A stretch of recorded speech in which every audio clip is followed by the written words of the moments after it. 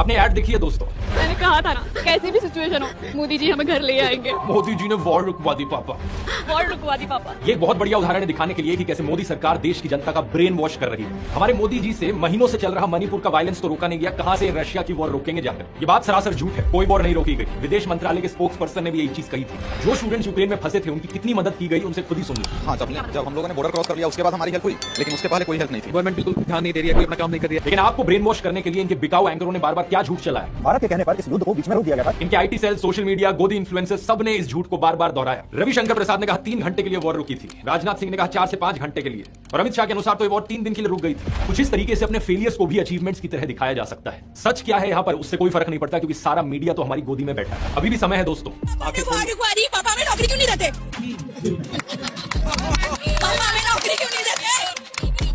लेकिन इस तरीके की इमेज तो जा रही है ना, मोदी जी ने वॉर रुकवा दी। अरे ऐसा प्रोपेगेंडा है। इलेक्ट्रॉन बॉन्ड का खर्चा है, इलेक्ट्रॉन बॉन्ड का पैसा है, कहीं तो यूज होगा। किसी एक्टर को उठा के बेटी बना देंगे। पापा ने वॉर रुकवा दी। पापा मणिपुर के दंगे क्यों नहीं रुकवाते? पापा ये लद्दाख के दंगे क्यों नहीं रुकवाते?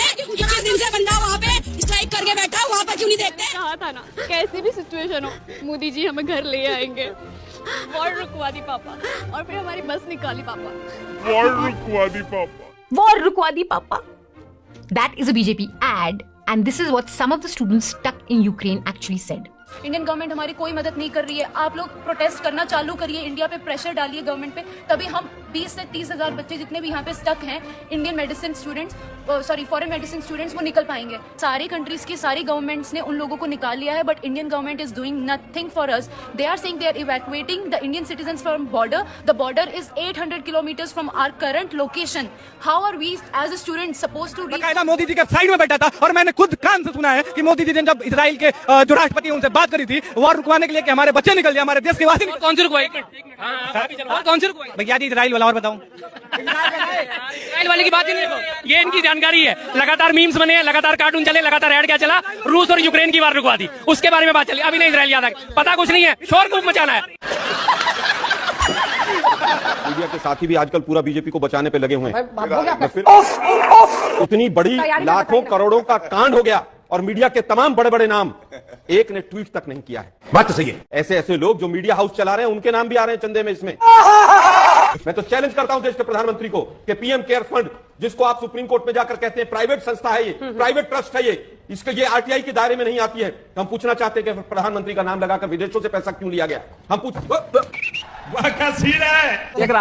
इलेक्ट्रोल बॉन्ड हो, चाहे पीएम केयर फंड हो, चाहे वो कोरोना हो, और चाहे वो शक्ल देखो कितनी भोली है, लेकिन अंदर से लोमड़ी है। ये तस्वीरें दिखाकर क्या साबित करना चाहता है तू? इस सारा मीडिया तो हमारी हिंदुस्तान ने जो ताकत दिखाई है रूस यूक्रेन के संदर्भ में, क्या उससे देश की छवि मजबूत नहीं मिली है? चीन के संदर्भ में क्या देश की छवि मजबूत नहीं हुई है? आलोक शर्मा जी। हाँ बिल्कुल, चीन के संदर्भ में देश की छवि मजबूत हुई है। चीन कई जगह हमारे देश में घुसकर बैठा है, वो बाहर चला जाएगा रात को, पर आज तक के स्टूडियो में बता के जाएगा नॉक करके कि मैं बाहर जा रहा हूँ। भैया जी आप तो मुझे बताइए, 2.5 साल तक हिंदुस्तान सबसे बड़ा डेमोक्रेटिक नेशन है, उसको अगर अमेरिका अपना एम्बेसडर भी नहीं देता है तो छवि कहाँ गई थी उस टाइम पर? यही नहीं, अभी और सुनिए। ब्रिक्स से आए, बड़ा ढोल नगाड़े पिटे। मैं चित्रा जी आपसे पूछता हूँ, हिंदुस्तान के ब्रिक्स समिट से क्या 2 चीजें मिली, जरा आप बता दीजिए। हमको नहीं पता, हमको कुछ नहीं पता। बीजेपी का प्रवक्ता मोदी जी की आलोचना सुन सकता है, लेकिन चित्रा त्रिपाठी नहीं सुन सकती। आप शांति से सुनिए जरा। 53 देशों को अफ्रीका में कर्ज मुक्ति मिल जाएगी और हिंदुस्तान के ऊपर 3 गुना कर्जा हो गया। उसके ऊपर भी सवाल पूछ लें आप, क्योंकि आप बीजेपी की आलोचना नहीं सुन सकते। व्यक्तिगत तौर पर कह रहा हूं मैं आपसे, 6-7 महीने हैं इनके, जा रहे हैं। अच्छा चलता हूँ, दुआओं में याद रखना, मेरे जिक्र का जुबां पे सुहाग रखना।